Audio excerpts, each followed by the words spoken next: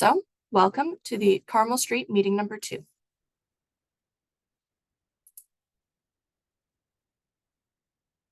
My name is Christina and I will be presenting tonight. I work for Wade Trim, an engineering firm based here in Southeast Michigan. The traffic calming team for Carmel Street is a partnership between the City of Ann Arbor and Wade Trim. We have been contracted by the city to assist with the city's traffic calming program. This includes data collection, design work, project management, hosting public meetings, and sending out communications to the public. From Wade Trim, team members include Chris, Lori, Christy, and myself. So if you see our names or the Wade Trim name throughout this project, just know that we are working on behalf of the City of Ann Arbor.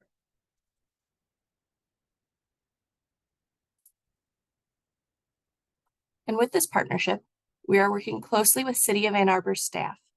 There are a number of city staff members and departments we coordinate with throughout these projects, but specifically, we've been working with Andrea, Chris, and Luke.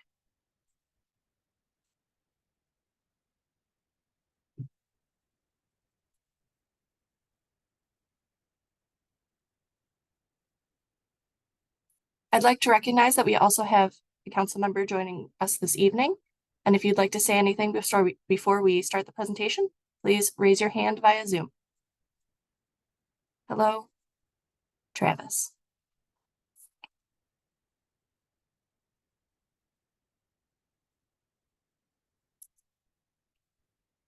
Here is our meeting agenda for tonight.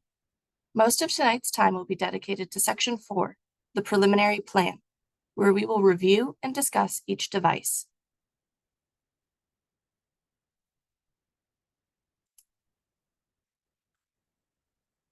If you are joining from a computer or using the Zoom app, there are 2 ways of asking questions and providing feedback.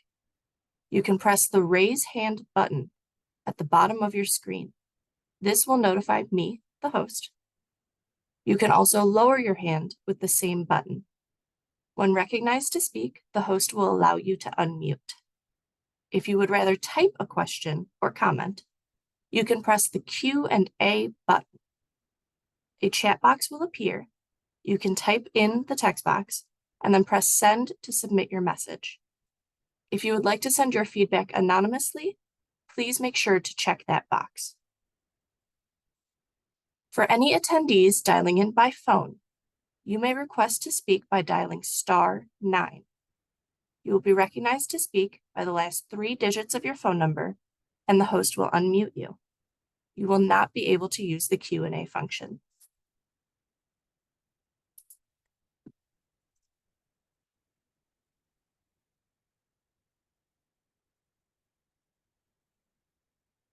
There will be multiple points throughout the presentation where community feedback will be requested through Zoom's polling feature.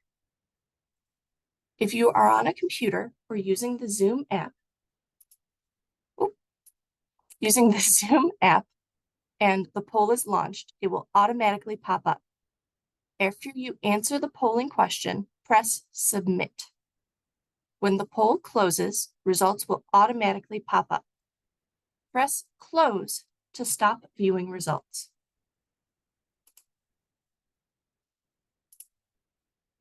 For attendees dialing in by phone, the host will read the question and available responses out loud. To participate in the poll, press *9. The host will recognize you by the last 3 digits of your phone number and unmute you, allowing you to answer the polling question. The host will place you back on mute after you've completed. Please note, computer and app polling is anonymous during the meeting, but dial by phone polling is not.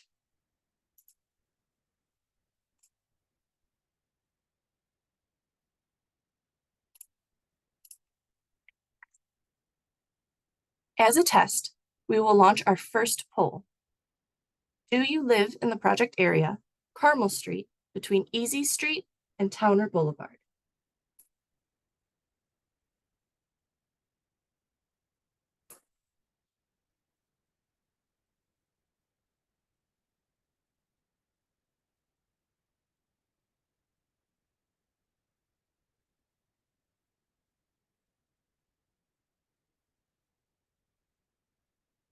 Thank you everyone for participating.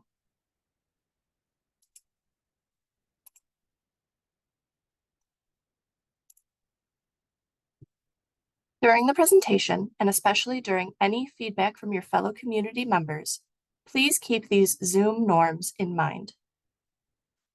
We have started on time and we endeavor to end on time. Raise your hand to be recognized to speak. There will be one speaker at a time. Move to a quiet area and silence any background sounds when speaking. Speak loud and clear so you can be heard. Everyone will be provided a chance to speak before a repeat speaker. Be respectful of other ideas and perspectives. Try to differentiate between I know, facts, and I think, opinions.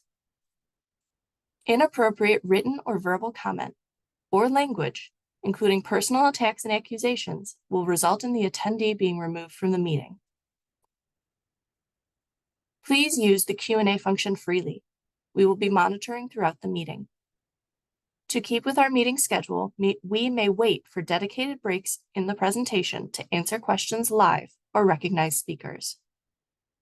If there are any questions or comments at this point, please use the Q&A function or raise your hand.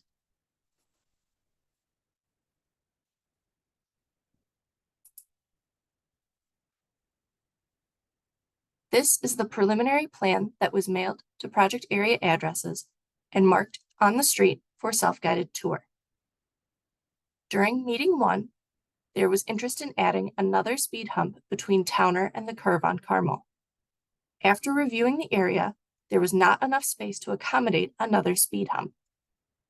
After discussion with city engineers and additional city departments, a modified horizontal device was approved at the curve.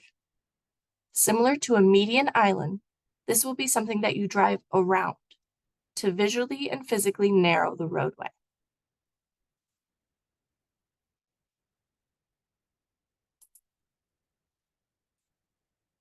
A typical speed hump diagram is on the left.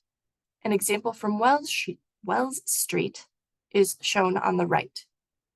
Speed humps are typically 12 feet long, 3 inches high, and have a parabolic shape, extending the full width of the street except for the gutter.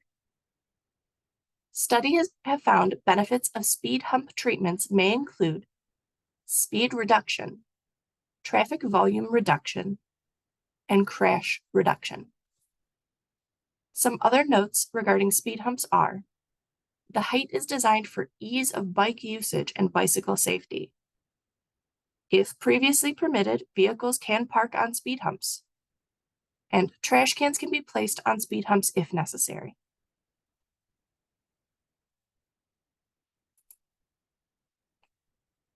Islands can be used mid-block, as shown on the left, at intersections or on widened roadways like cul-de-sacs, as shown on the right. This cul-de-sac island is nearby on Colony Court off of Packard on the other side of Burr Park. Cul-de-sac islands visually and physically narrow the roadway, creating the perception of less room for error.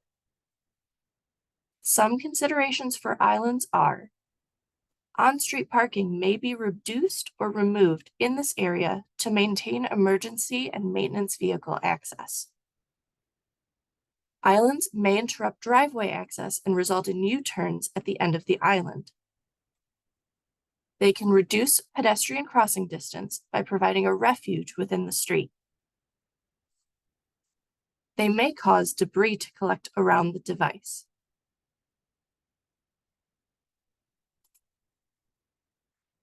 If there are any questions about the devices we just reviewed, please raise your hand or use the Q&A function.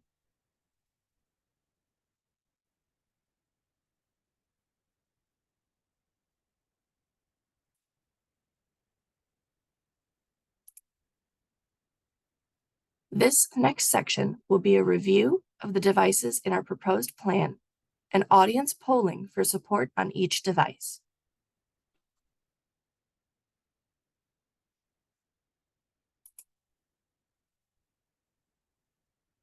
Device 1 is a speed hump near 2780 and 2785 Carmel Street.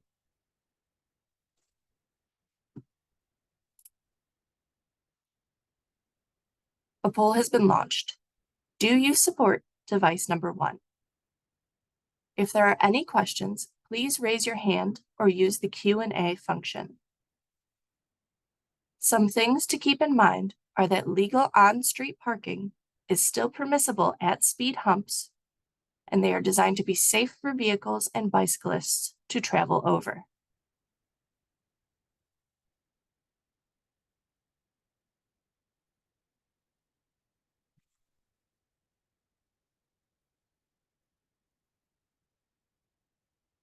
I'm going to leave the poll up for a moment to allow any stragglers to continue voting.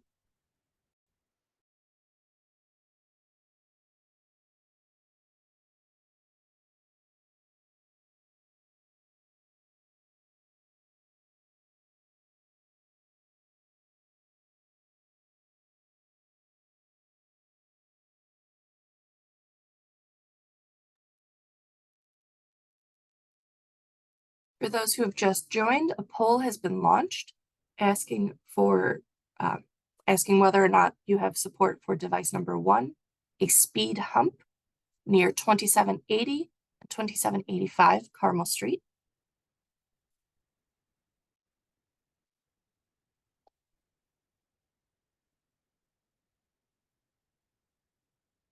I will give the group another 30 seconds and then close the poll.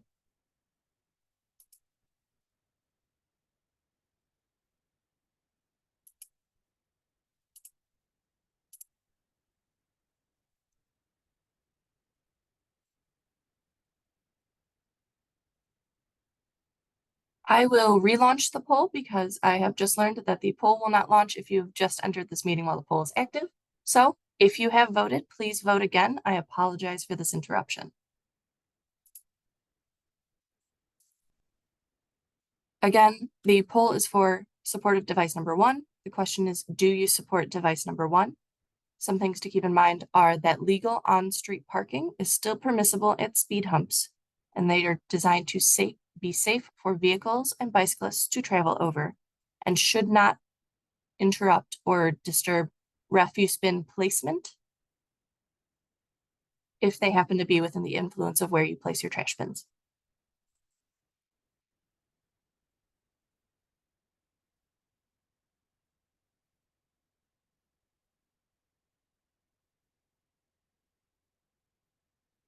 Just another few seconds, just in case attendee number 6 would like to vote at all.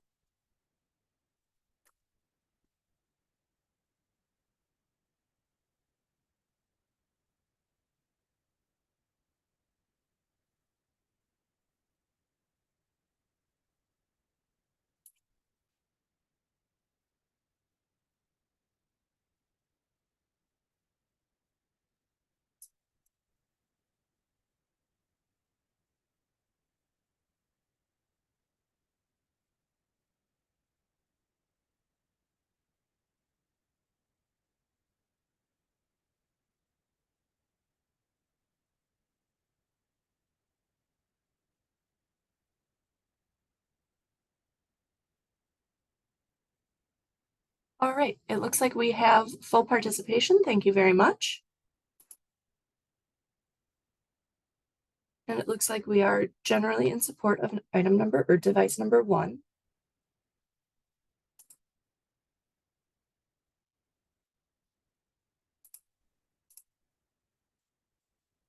Device number 2 is a modified cul-de-sac island in the Carmel Street Bend near 2745, 2755, and 2770 Carmel Street.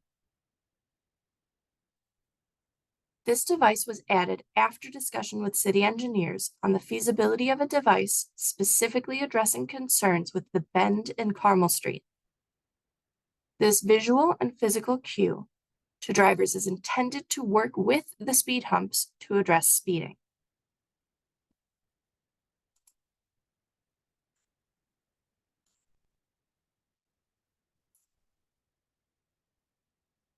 Poll number 2 has been launched.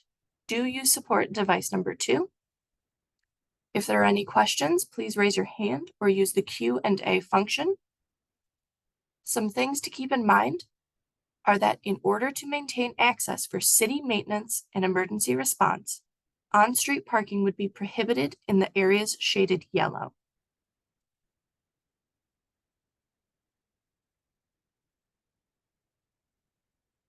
Keep in mind that following today, the design will be finalized and voting will be based on the overall design. Individual devices will not be voted on like today in meeting 1.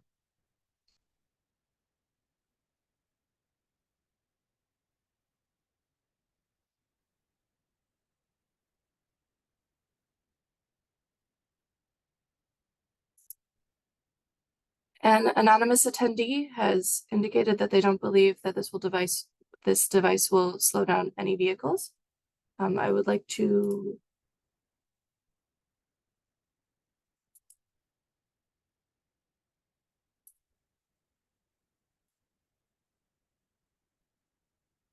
This modified island is a visual and physical cue to drivers to slow down. The initial questionnaire sent out to the residents, that feedback indicated there was concern with the bend being hard to navigate. The speed humps should slow down drivers in advance of the bend, and the modified island creates the perception of less room for error. Studies have shown that islands within cul-de-sacs do slow driver speed.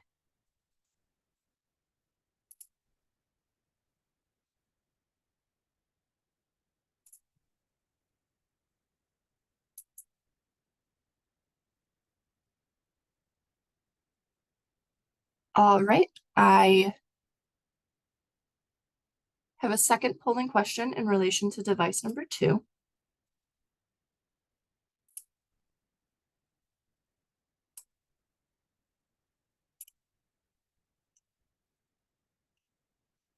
Would the inclusion of this device affect your overall support for the project?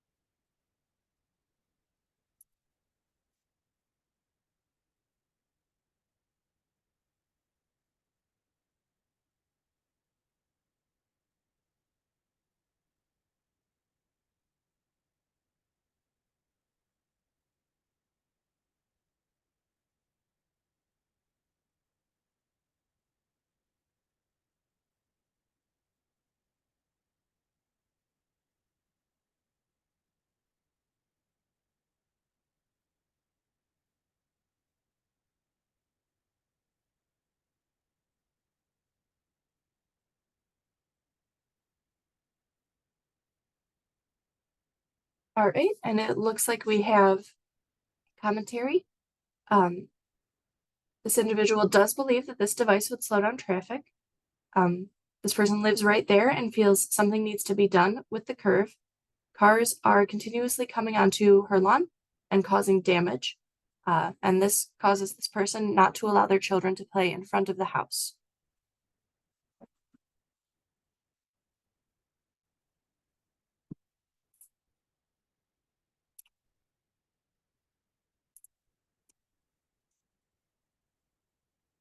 We may return to device number 2 and take more questions or comments as the presentation progresses. But for now, let's move on to device number 3. Oh, what should be called device number 3. Device number 3 is a speed hump near 2621 and 2622 Carmel Street. Again, device number 3 is a speed hump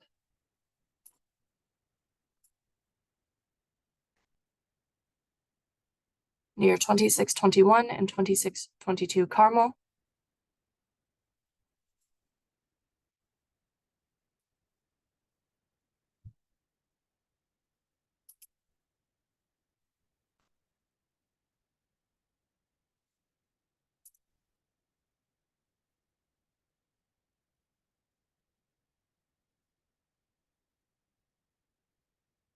Thank you, everyone.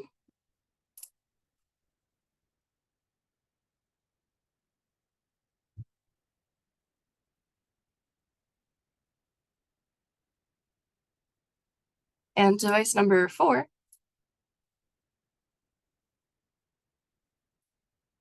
is a speed hump near 2565 and 2566 Carmel Street.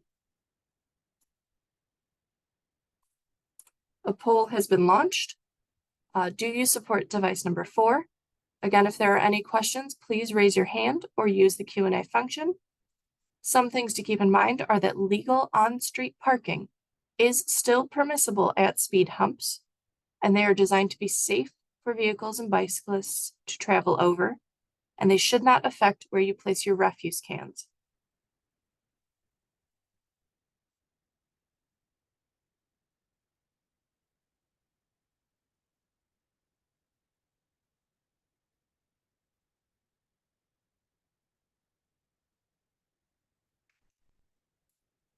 Thank you, everyone, for participating.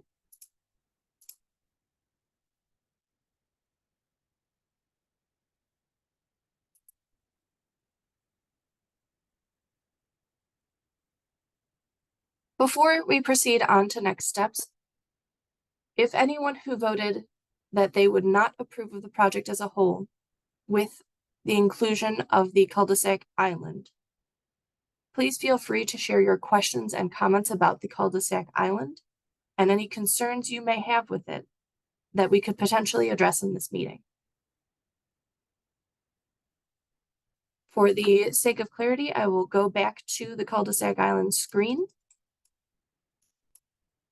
so everyone can see where it is. Please note that parking is only affected in the areas shaded yellow in the plan.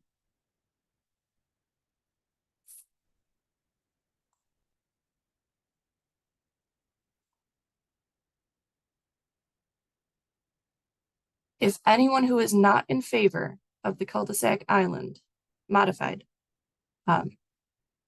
please share your thoughts, if possible, so we can address any concerns you may have. Another note is that it is not a circle. It is more of a crescent shape.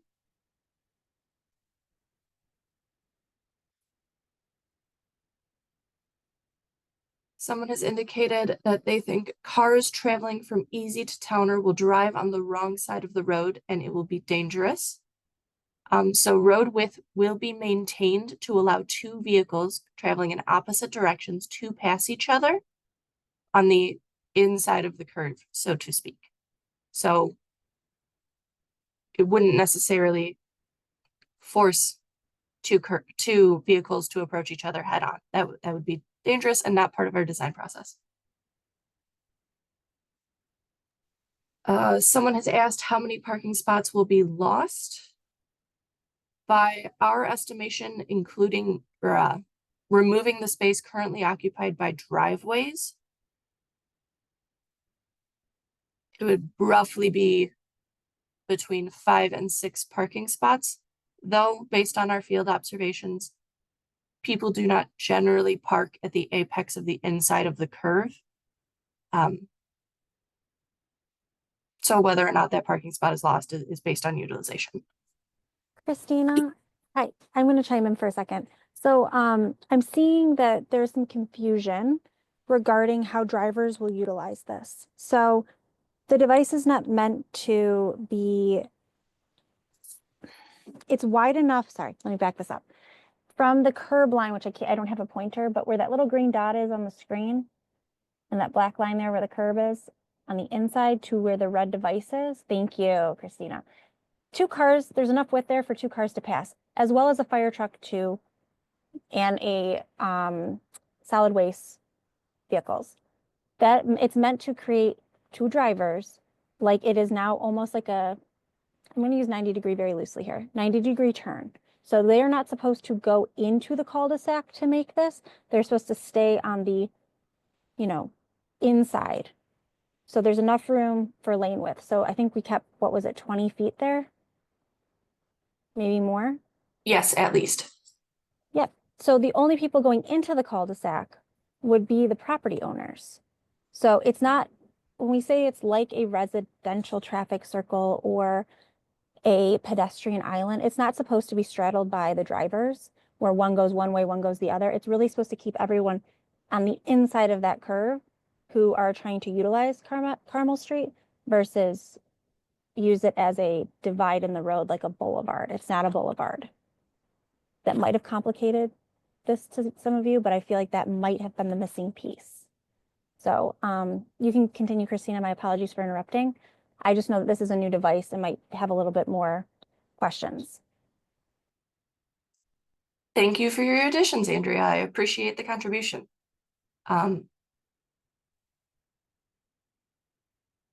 So I have answered how many parking spots may be lost. Curbing will not be added to the perimeter of the street. It will just be added to the island in the center, which is what allows it to be a raised island. So that entire area will not have curb. The edge of the road in front of your homes will not be removed and curb added, just around the island. Thank you, Katie, for contributing that how the island is designed is also typically how drivers are currently driving down the street. They do, as Katie is saying, they do not drive the entire circle unless they are speeding and take the curve too wide. That's an astute observation. That is why we have suggested the modified cul-de-sac island to prevent people from taking that curve a little too hot and a little too fast and swinging wide. Again, to clarify, the area in yellow would be no parking. And while it may visually appear that the road narrows significantly at 2770, it is at least 20 feet in width the whole way around. So rest assured that two vehicles can comfortably pass each other in opposite directions without a worry.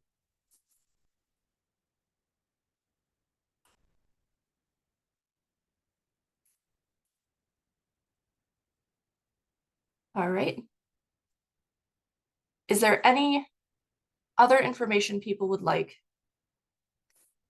Okay, yes, the city will be able to plow snow around it. They have much trickier areas than this that they routinely handle, and these snowplow operators are trained in how to address areas like this, and how to best approach plowing streets in this manner.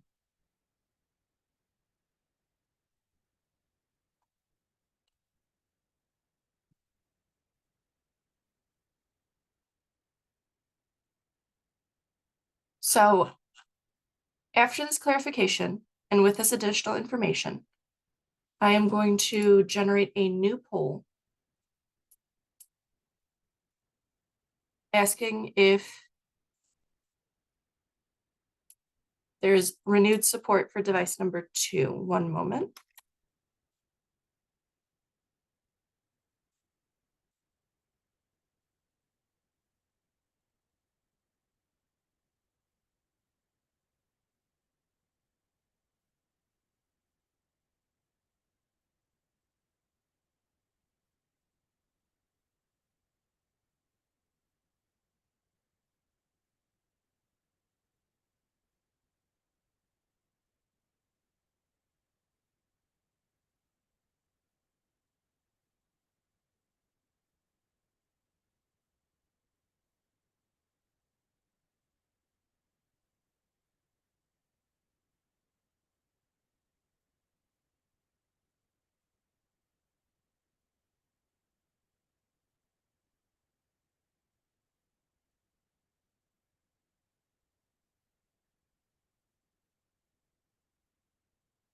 Oh, untitled poll number 8. With this additional information, do you now support device number 2? If you still need more information or if you have more concerns, please feel free to type them into the Q&A box or raise your hand. We would love to have you verbally discuss this with us and present us any questions you may have.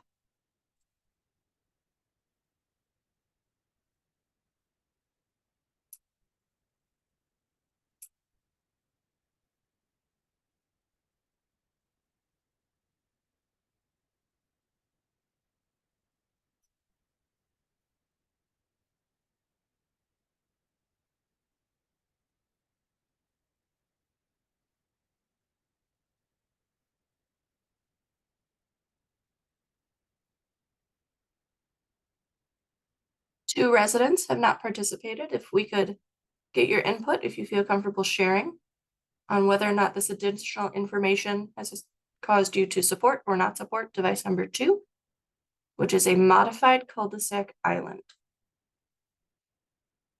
Again, to note, 2 vehicles will be able to comfortably pass each other on the inside of the curve. Snow plowing is not an issue. Our snowplow operators are trained in addressing this. To answer Mr. Saunders, it is likely that between 2 and 4 no parking signs per side would be installed. I would think that 2, a beginning of no parking and an ending of no parking. But signage is not my forte in the city of Ann Arbor. And if Miss Andrea would like to contribute, she can feel free to in regards to no parking signage. It's about that. It will be assessed based off the size of the device, which this is a conceptual plan. This is where, if this is the plan that gets approved, will go in similar to this. It is not designed in the sense of what you're seeing, but it is in the field, was reviewed, and will work. So the signs will go in once the device is in.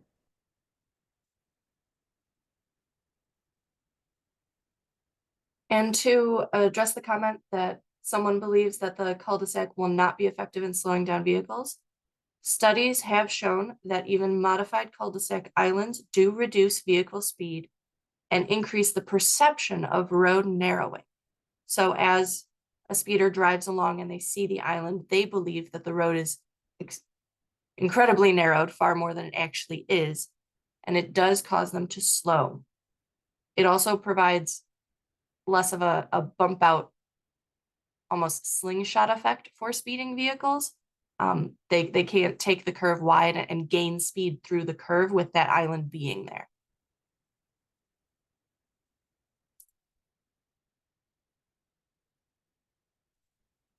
Thank you to the contributor that has noted that the yellow shaded area does apparently encompass a fire hydrant and vehicles shouldn't be parking there anyway. Thank you very much for that contribution.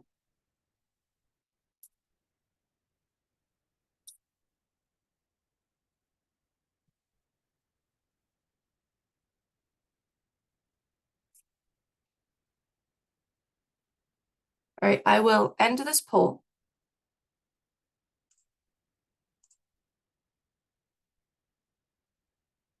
And would the individual that still has concerns, would you like to share what those concerns are?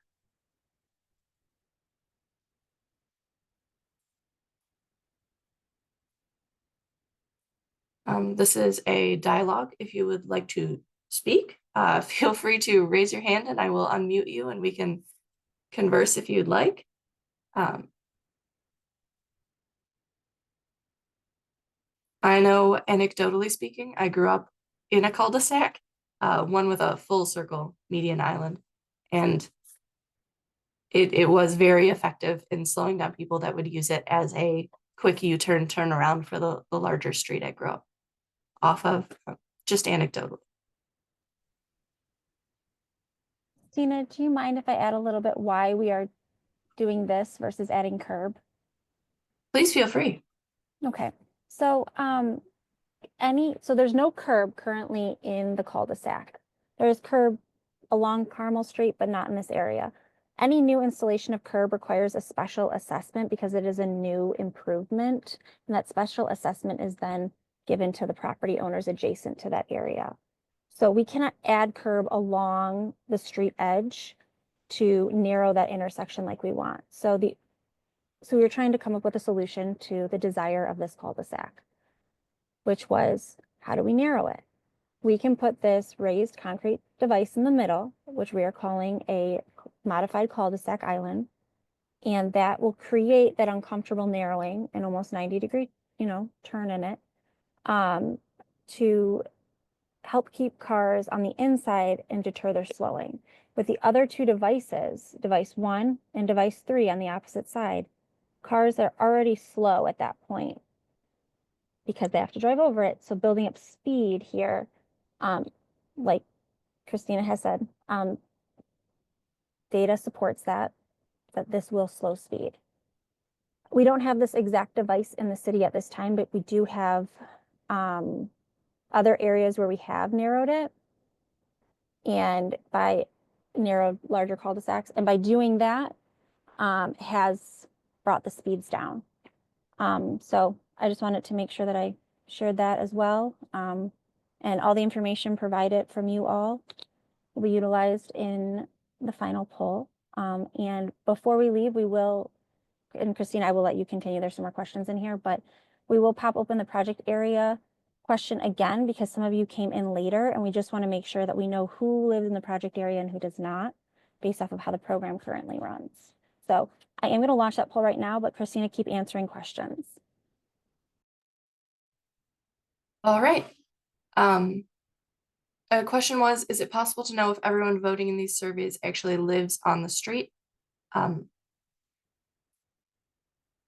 I can tell you from the first and last names that I am seeing of these attendees that yes, unless someone did a lot of research and discovered the exact first and last names and phone numbers of everyone living in the project area and chose to type them out. This is also why we have the project area poll. And as a note, the project area is exclusively the residents living on Carmel Street directly affected by this construction, not necessarily those living in very close proximity to Carmel Street, but not necessarily on the street. Thank you for the contribution that you do not need curbs. As Andrea said, we are not intending on adding curbs. We are proposing a modified cul-de-sac island and just the island. To the contributor that noted that 3 speed humps seems like it should slow everyone down. Yes, it should slow people down, but it was indicated in the initial survey that people were concerned about people speeding through the curve area and that they had concerns about how vehicles operated through the curve area. And this cul-de-sac island was specifically to address those concerns that were specifically brought up in the initial survey.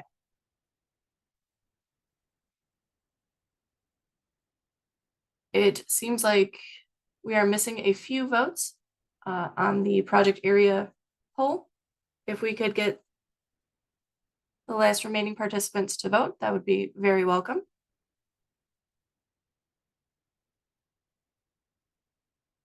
I appreciate that some people believe that most cars will use the cul-de-sac when no other cars are in the opposite lane, so 2 lanes is not the issue. Drivers will still drive fast, in my opinion.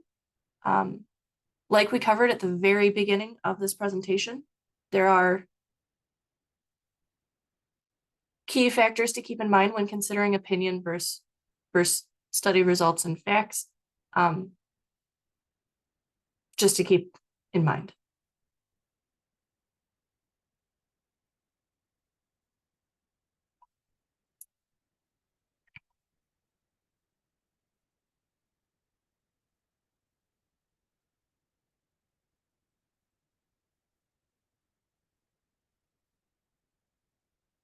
We are missing 1 person from voting. I will give this person another probably 30 seconds to vote. Do you live in the project area? Yes or no? Please keep in mind, I can't see who votes for any answer, so I can't tell you who has and has not participated. But thank you. Thank you. All right.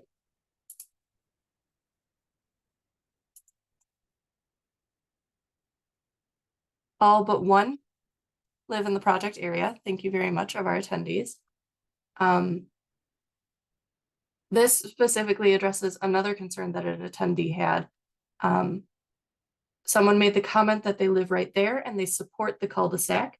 They've had their mailbox destroyed many times, their lawn ruined, cars sliding into their yard, etc.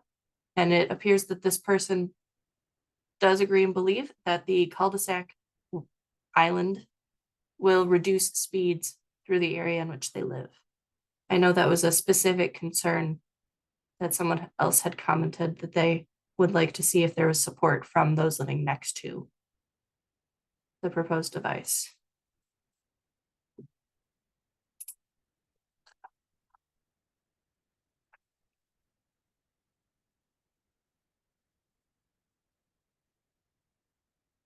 All right, I thank you for an additional comment saying yes, they do believe it will reduce the speed of cars cutting through the neighborhood. I appreciate your comment.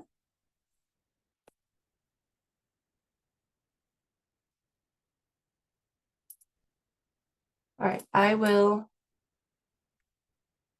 post one more poll about device number 2, asking if this has impacted anyone's thoughts.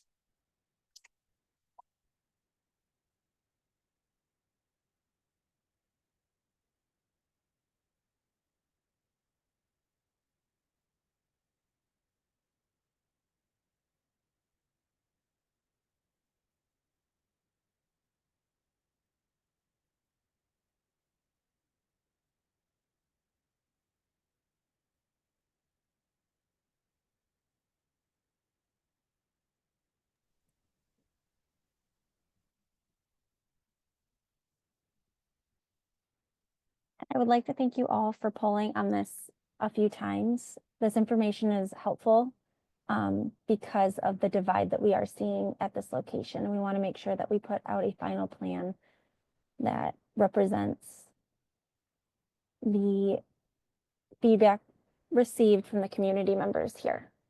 So we thank you for working with us through this. This will be the last one for device number 2, and then Christina will move on to the next steps. Yes, I apologize for the specific repetition.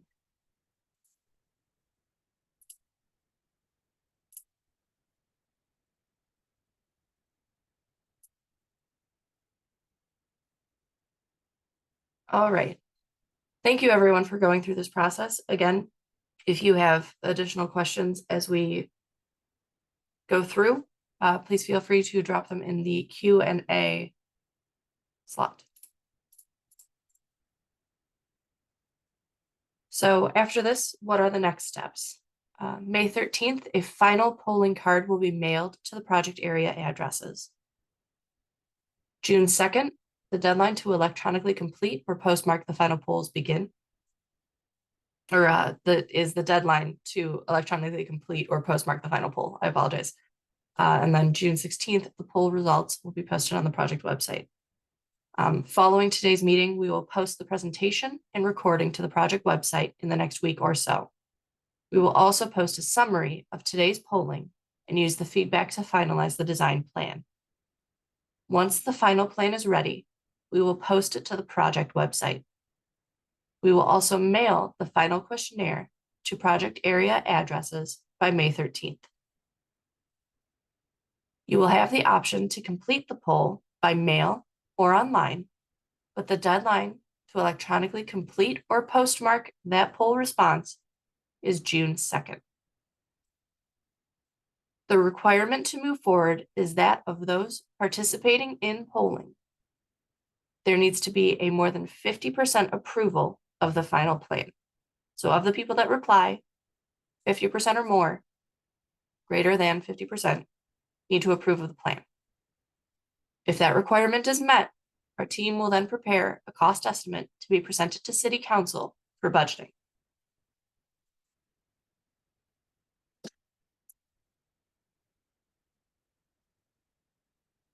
If there are any additional comments or questions after today that you do not want to drop into the Q&A box at this time, please call or send me or Christy Thelen an email.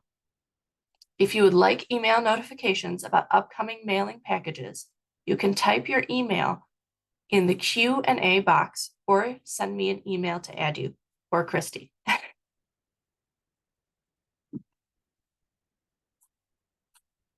I will launch the second demographic survey poll. If you did not have a chance to complete the demographic poll before the meeting started, please do so before you leave today. This poll was created by the city so they can improve their public engagement efforts. If you have any additional questions or comments, the meeting will remain open for another 10 or so minutes.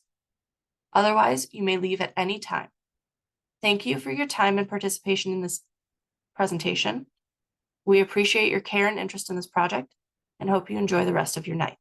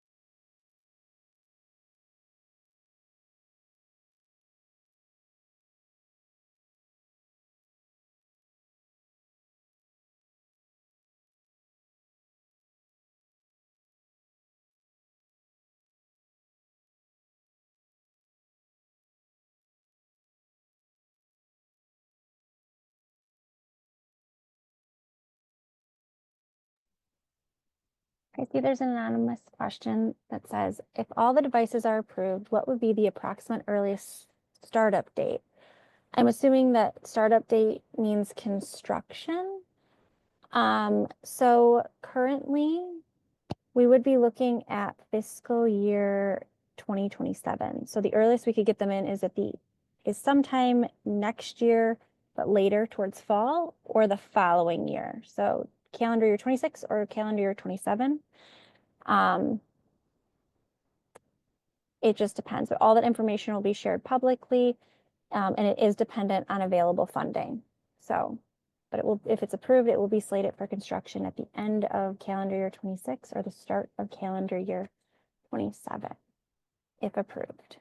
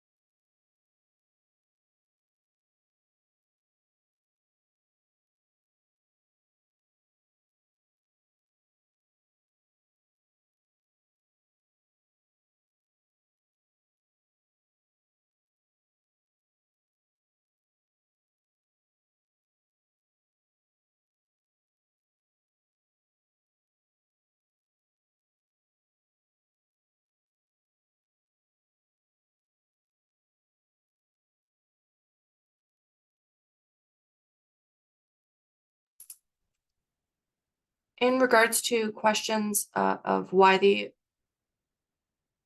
quote excessive lead time is in play with the traffic calming projects, that's largely due to budget constraints. Traffic calming and this project is triggered far in advance of when the objects are likely to be installed, to ensure proper planning, survey, all these public meetings, design, and construction can take place within certain budget parameters.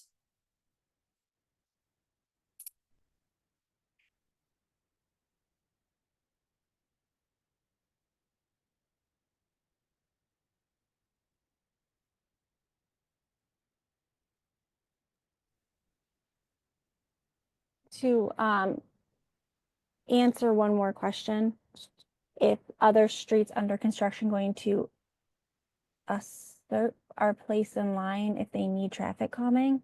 Traffic calming, the neighborhood traffic calming program, which is what this program is a first come, first serve process, which means there's a queue, and that is how petitions are reviewed and then also constructed. So a project that submitted a petition after the Carmel area will not move up in queue to have it constructed before Carmel Streets. So currently right now there are five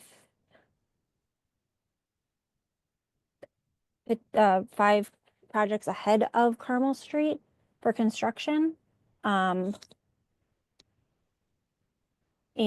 they're planning to be constructed this year with two, well, that number is not completely, sorry, I apologize that. It is public website, it is 7 streets. There are 7 streets ahead of Carmel, and 5 are being constructed this year with 2 hopefully next year. So it all just depends on how much money that costs. And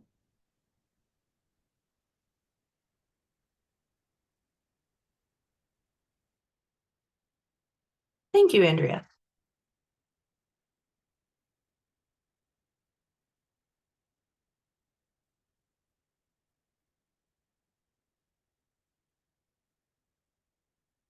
All right, we will keep this presentation open for another 2 or 3 minutes. Just get any last minute questions done. And then we'll shut it down and let everyone get going on their evenings.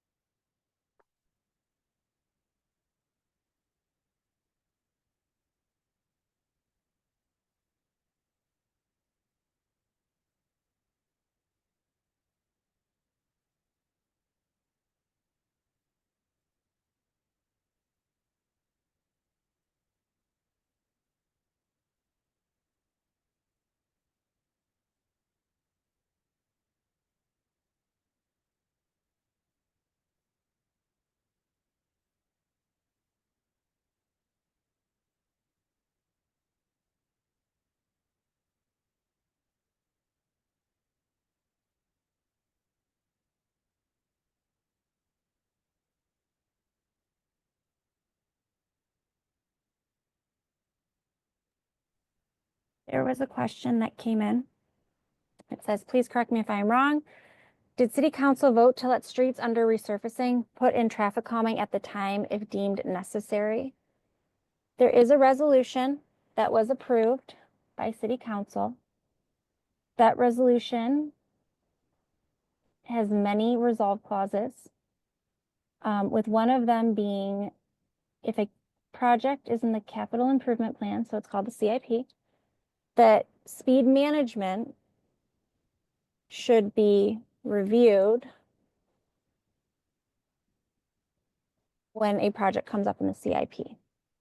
So traffic calming, speed management, they are separate.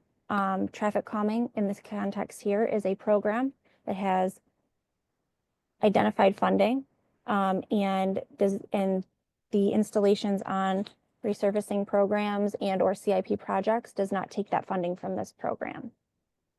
But when traffic calming projects are approved, they are incorporated into a program for installation. So as of right now, most of these are constructed through the resurfacing program, but that's getting in the weeds on funding here. So hopefully that answered your question.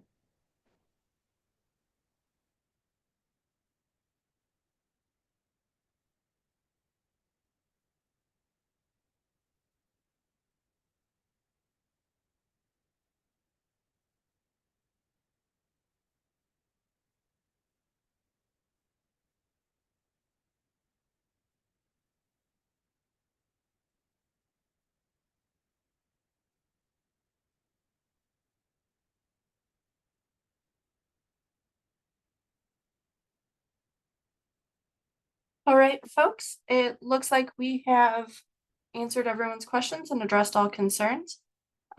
If any additional questions pop up, please feel free to email kthullen@wavetrim.com. And those questions will get to me and the other engineer working on this project, and we will address them as best as we can. Thank you for your time. Thank you for watching this presentation and participating, and I hope you have a great evening.